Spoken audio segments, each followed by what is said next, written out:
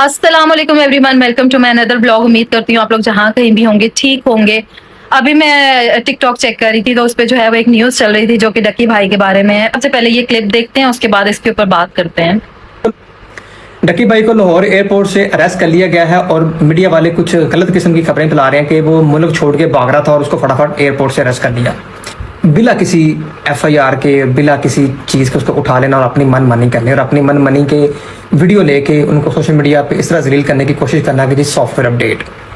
दूसरी बात है, डकी भाई के ऊपर एक बायनामो एप्लीकेशन से रिलेटेड एक तहकीकात चल रही थी जो कि उसको नहीं कभी बताया गया और उसका नाम पीएनएल लिस्ट में डाला गया। उसको इस चीज़ का इल्म नहीं था। उसके ऊपर पहले भी कई दफा एफआईआर हुई है और उसने हमेशा वो उसका फाइट किया, जवाब दिया और अपने आप को साबित किया जो भी हुआ है, लेकिन इस दफा उसके मौका नहीं दिया गया, ना ही उसे बताया गया।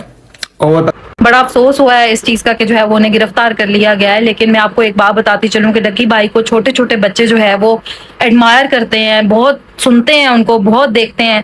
तो मेरे ख्याल से कहीं ना कहीं ये उनका फर्ज बनता था कि जो है वो अगर कोई ऐसी एप्लीकेशन को वो प्रमोट कर रहे थे जो कि ना इस्लामी तौर पे जायज है ना हमारे पाकिस्तान के कानून के तहत जायज है, मेरे ख्याल से ऐसी चीज को उन्हें प्रमोट ही नहीं करना चाहिए था।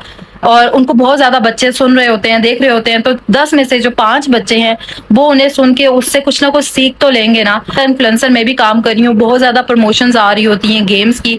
आप यकीन करें कभी कभी तो ऐसी प्रमोशन आ रही होती है कि जो है वो इतने मुंह मांगे पैसे भी आपको दे रहे होते हैं, लेकिन हम लोग नहीं करते क्योंकि हमें पता है कि जो है वो हमें 4 बंदा देख रहा है तो उनमें 4 में से 2 बंदा तो हमसे कुछ ना कुछ सीख के ही जाएगा। जैसे मैं आपको बताऊं कि मैंने एक जगह पे एक प्रमोशन की थी और वो प्रमोशन थी ऑनलाइन बिजनेस की। अब जाहिर सी बात है, फॉलोअर्स हैं, वो मुझे सुन रहे हैं, वो मुझे देख रहे हैं, तो वो मुझे देख रहे हैं तो वो मुझसे कोई ना कोई चीज सीख कर तो जाएंगे ना।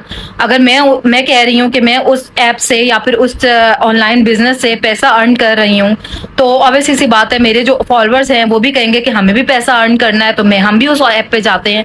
और यही हुआ कि मुझे इतना पता नहीं था, उस वक्त मैं नई नई एज ए इन्फ्लुएंसर काम करना शुरू किया था। तो उन ऐप वालों ने मुझे कहा कि जो है वो एज ए इन्फ्लुएंसर आप जो है वो इस ऐप को प्रमोट कर दें। तो मैंने प्रमोट किया। उसके बाद जो है वो मेरे बहुत अपने जानने वाले, करीबी जानने वाले, उन्होंने जो है वो उस ऐप के अंदर पैसा इन्वेस्ट किया और उस ऐप की वजह से जो है वो उनका बहुत पैसा डूब भी गया। कुछ तो पैसा मिल गया था लेकिन कुछ डूब गया था। और फिर उसके बाद जब मैंने उन लोगों को ये बोला कि आप मेरे अपने जानने वाले हैं, उनके पैसे अगर इस तरह जो है वो स्टक हो गए हैं तो बाकी जो नहीं जानने वाले थे उन बेचारों का क्या हाल हुआ होगा। तो मैंने उस वक्त जो है वो सोच लिया था कि मैंने जिंदगी में कभी भी ऑनलाइन जो उनसा काम है उसकी प्रमोशन नहीं करनी।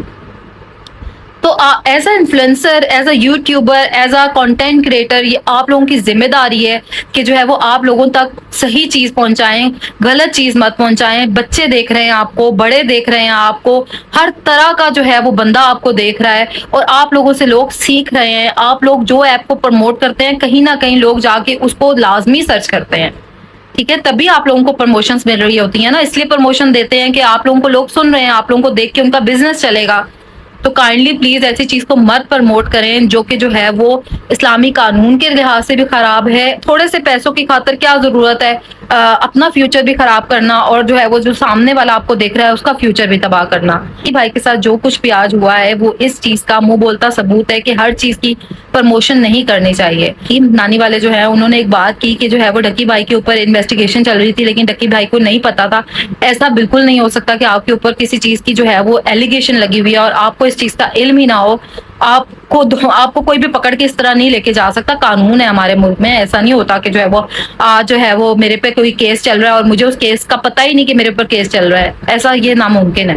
बहुत सारे लोग गलत बातें भी फैला रहे हैं डकी भाई के बारे में। अगर किसी के ऊपर कोई मुश्किल वक्त आ गया है ना तो इसका ये मतलब नहीं कि आप लोग जो है वो उसको लेकर गलत चीजें जो है वो मीडिया में फैलाते रहें। अगर आप किसी के लिए अच्छा नहीं बोल सकते तो कम से कम किसी के लिए बुरा भी मत बोलें, और अगर बोलना है तो प्लीज खुदारा खुदारा सच बोलें। ये हमारे जो सोशल पेजेस है ना, ये हम जिस पे बैठे हुए हैं, जो हमारा इंस्टाग्राम है, जो हमारा टिकटॉक है, जो हमारा यूट्यूब है, वो अगर आप उस पे सच नहीं बोल रहे ना तो मेरा नहीं ख्याल कि जो है वो इन चीजों का, इन पेजेस का कोई भी बेनिफिट है। अगर 4 बंदा आपको सुन रहा है तो ये तो फिर आपके लिए एक एजाज की बात है कि अगले आपको सुन रहे हैं, अगले आपको देख रहे हैं, और ये फिर आपका फर्ज बन जाता है कि जो है वो आपने उनको सही चीज बतानी है। सदका जारिया है, अगर आप किसी को सही चीज बताएंगे तो आप एक बहुत बड़ी नेकी कर रहे हैं। दूसरा मैं आप लोगों को ये बताती चलूं कि ये जो बहुत सारी गेमिंग ऐप है ना, ये ज्यादातर जो सी है ये सट्टाबाजी है, ये जुआ है, जो कि इस्लाम में हराम है। मत प्रमोट करें इसको। गेमिंग्स वाले आपको लालच दे के आपको इतनी अच्छी अमाउंट बताएंगे ना कि इसको प्रमोट करो, और लोग करते भी हैं। बहुत सारे ऐसे इन्फ्लुएंसर है जो कि कर रहे हैं। अगर आप लोग गेमिंग को प्रमोट कर रहे हैं, काइंडली मत प्रमोट करें ऐसी चीजों को जो कि जुआ सट्टाबाजी में आती हैं। उम्मीद करती हूँ मेरा ब्लॉग आप लोगों को अच्छा लगा होगा। अगर ये मेरा ब्लॉग आप लोगों को अच्छा लगे तो मेरे चैनल को सब्सक्राइब कर दें, बेल आइकन को दबा दें, ताकि मेरा हर आने वाला नया ब्लॉग आप लोगों तक पहुंच सके।